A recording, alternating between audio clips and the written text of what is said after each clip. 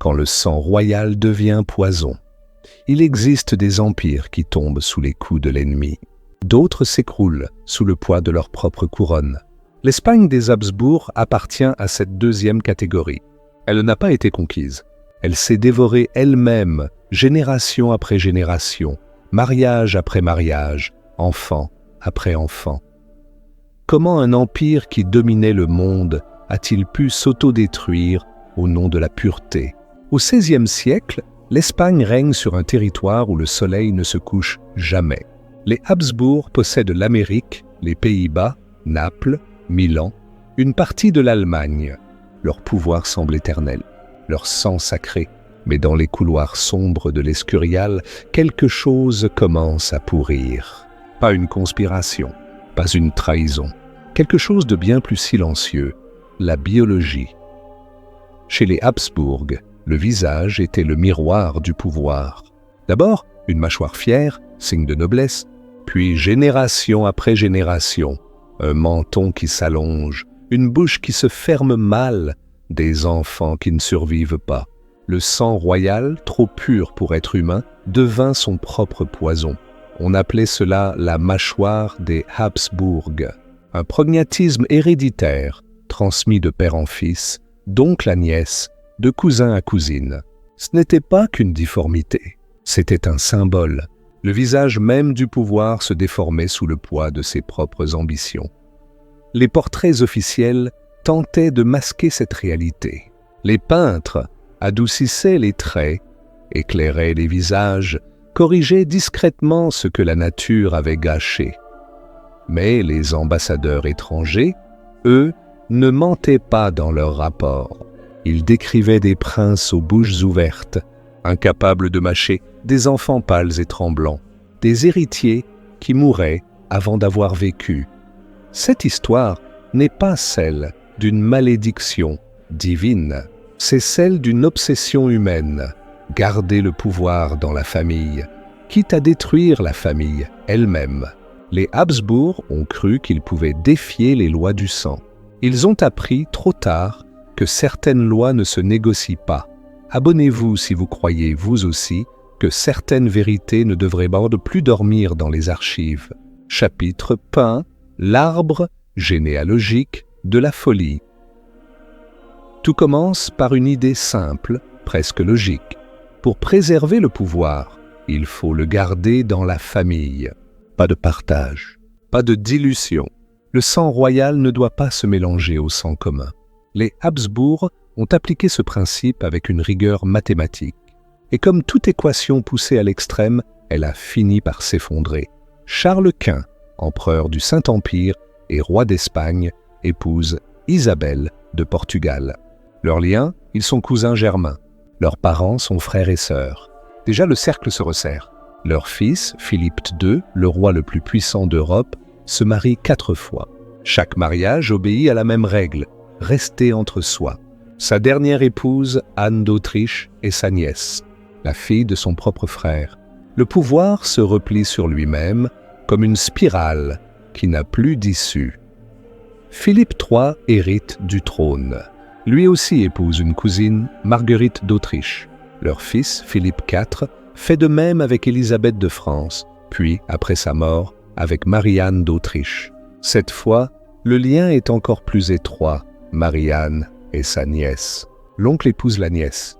Le roi épouse la fille de son frère. Et de cette union naîtra le dernier des Habsbourg d'Espagne. Plus on se ressemble, moins on résiste. Les généticiens modernes ont un terme pour cela, la dépression de consanguinité. Mais au XVIIe siècle, personne ne parle de gènes. On parle de sang bleu, de pureté, de noblesse. On ignore que chaque mariage entre proches est une loterie biologique et que la maison finit toujours par gagner. Les Habsbourg ne se contentent pas de se marier entre cousins. Ils tissent un réseau d'alliances si serré que leur arbre généalogique ressemble davantage à un buisson emmêlé qu'à une lignée droite. Les mêmes noms reviennent génération après génération. Philippe, Marie, Anne, Charles. Comme si la dynastie tournait en rond, prisonnière de son propre nom. Et puis, il y a ce détail troublant. la mâchoire. Ce menton proéminent, cette bouche qui ne se ferme pas complètement. On la voit sur les portraits de Charles Quint, plus marquée chez Philippe II, encore plus chez Philippe IV. Ce n'est pas une coïncidence, c'est une signature génétique, une mutation transmise de père en fils, amplifiée par les mariages consanguins. Un signe extérieur d'une fragilité intérieure. En 2019, une étude publiée dans les Annals of Human Biology a analysé 15 générations de Habsbourg. Les chercheurs ont mesuré les crânes, les mâchoires, les proportions faciales sur des centaines de portraits. Leur conclusion ? Le prognatisme mandibulaire des Habsbourg était directement lié au taux de consanguinité.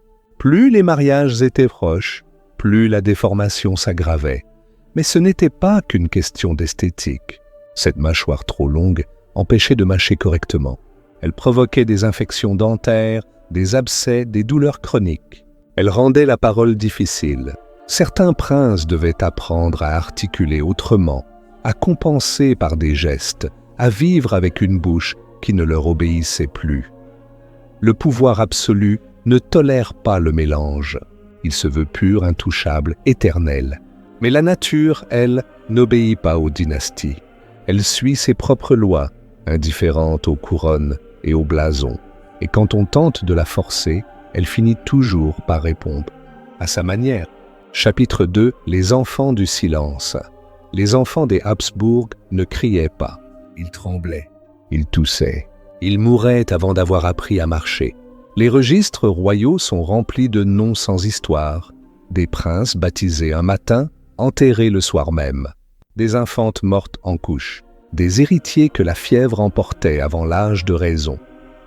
Philippe II, le roi qui voulait soumettre l'Europe entière à sa volonté, était lui-même un homme malade.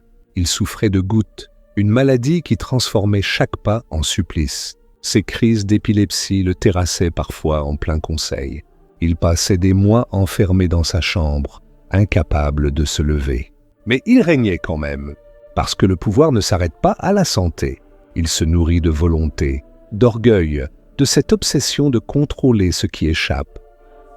Philippe III hérita du trône, mais pas de la force. Les ambassadeurs étrangers le décrivaient comme lent, hésitant, presque absent. On murmurait qu'il avait l'esprit fragile, qu'il ne comprenait pas toujours ce qu'on lui disait. Son règne fut un règne délégué. Les favoris gouvernaient à sa place. Lui, il signait, il apparaissait. Il jouait son rôle de roi, comme on joue un rôle de théâtre, sans jamais vraiment habiter le personnage. Philippe IV, son fils, était plus lucide. Mais la lucidité ne suffit pas quand le corps refuse. Il eut plusieurs épouses, de nombreuses maîtresses, des dizaines d'enfants. Mais combien ont survécu ? Presque aucun. L'infertilité n'est pas toujours l'absence d'enfants. Parfois, c'est l'absence d'enfants viables. Philippe IV a vu mourir presque tous ses héritiers, l'un après l'autre, comme si la vie elle-même refusait de s'installer dans cette lignée. Marie-Anne d'Autriche, sa seconde épouse et sa nièce, étaient décrites comme nerveuses, fragiles, sujettes à des tremblements incontrôlables. Elle donna naissance à plusieurs enfants.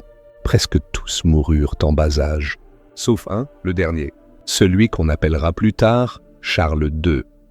Et celui-là, il aurait mieux valu qu'il ne naisse jamais. Marguerite-Thérèse d'Espagne, fille de Philippe IV, fut mariée à son oncle Léopold, Ier d'Autriche. Elle était magnifique sur les portraits.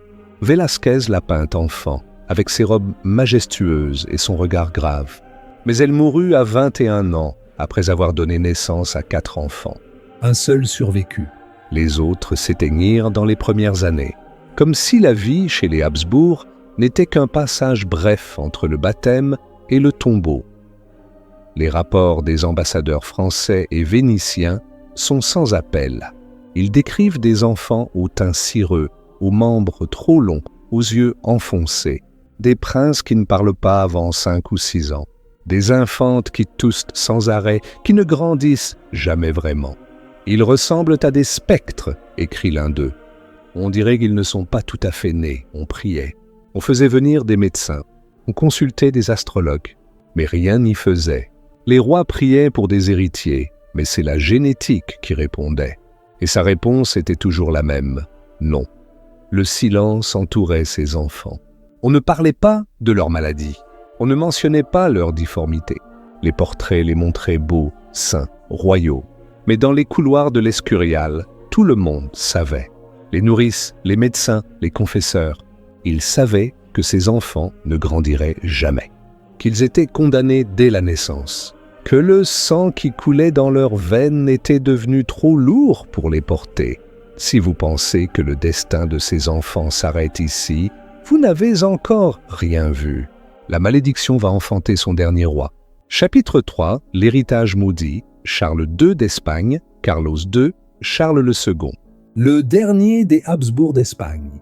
On l'a surnommé l'ensorcelé, mais il n'y avait aucune sorcellerie.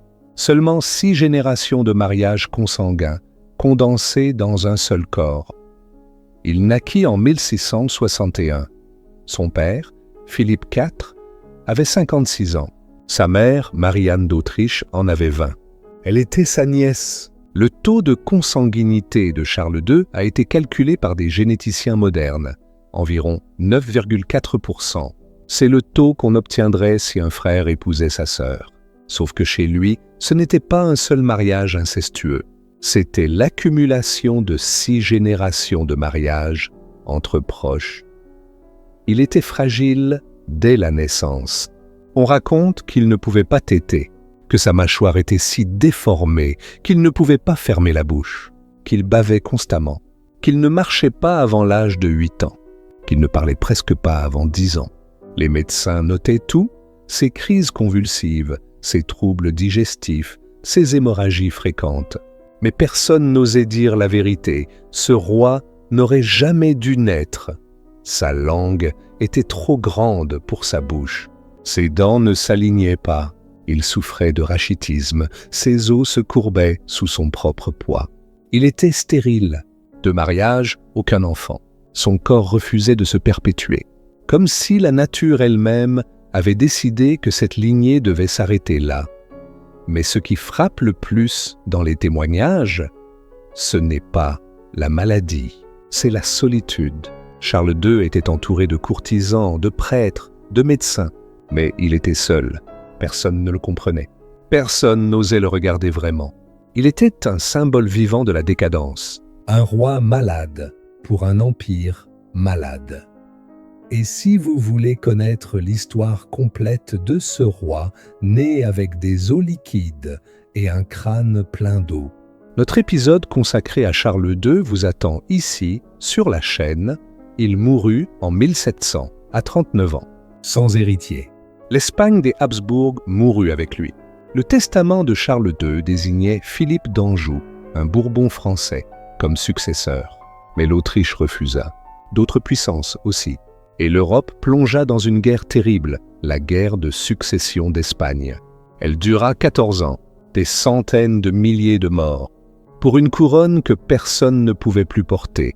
Le pouvoir absolu ne meurt pas, il se dilue, il se disperse, il passe à d'autres mains, mais il laisse toujours derrière lui un cadavre. Celui de Charles II, enterré dans la crypte de l'Escurial, est le dernier témoignage d'une dynastie qui s'est mangée elle-même. Chapitre 4, quand le pouvoir se mange lui-même. La mort de Charles II ne fut pas seulement la fin d'un homme, ce fut la fin d'un monde. Un empire bâti sur la certitude que le sang royal était supérieur, que la pureté garantissait la grandeur, que Dieu lui-même protégeait les dynasties. Tout cela s'est effondré dans une chambre sombre de l'Escurial, un matin de novembre 1700. Les Bourbons prirent le pouvoir. Philippe V, petit-fils de Louis XIV, monta sur le trône d'Espagne. Et quelque chose changea. Regardez les portraits, comparez les visages. Les Bourbons avaient des mâchoires normales. Leurs enfants survivaient, leur sang, mélangé à d'autres lignées, retrouvait une vigueur que les Habsbourg avaient perdue depuis longtemps. Ce n'était pas une question de mérite, c'était une question de biologie. Les Bourbons n'étaient pas plus intelligents, pas plus courageux, Mais ils n'étaient pas consanguins au point de se détruire. Ils avaient compris peut-être sans le savoir que le pouvoir ne se garde pas en le refermant sur lui-même. Il se garde en le laissant respirer. Le corps est une métaphore politique. Quand un roi ne peut plus marcher, l'empire ne peut plus avancer. Quand un roi ne peut plus parler, l'empire ne peut plus se faire entendre. Quand un roi ne peut plus engendrer, l'empire ne peut plus se perpétuer. Les Habsbourg ont voulu se reproduire sans partage. Ils se sont multipliés sans futur.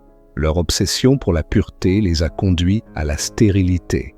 Leur refus du mélange les a menés à la décomposition. Ils ont cru que le sang royal était au-dessus des lois naturelles. Ils ont appris que rien ni personne n'échappe à ces lois. Pas même les rois. On pourrait croire que cette histoire appartient au passé, que les dynasties modernes ont compris la leçon. Mais l'histoire se répète toujours sous d'autres formes. Partout où le pouvoir se replie sur lui-même, où il refuse le renouvellement, où il se croit intouchable, il commence à pourrir. Pas toujours de la même manière, mais toujours avec la même logique. Les portraits des Habsbourg nous regardent encore. Ils sont accrochés dans les musées, figés dans leur grandeur et leur malheur. Charles Quint, le conquérant. Philippe II, l'inflexible. Philippe IV, le mélancolique. Et Charles II, le dernier, celui qui n'aurait jamais dû être. Leurs visages nous racontent une histoire que les livres d'histoire oublient parfois. Que le pouvoir absolu n'a pas besoin d'ennemis pour se détruire. Il se suffit à lui-même. Abonnez-vous si vous pensez que les cicatrices du pouvoir méritent d'être racontées avec lucidité. L'histoire des Habsbourg nous rappelle que le pouvoir absolu n'a pas besoin d'ennemis pour se détruire. Il se suffit à lui-même.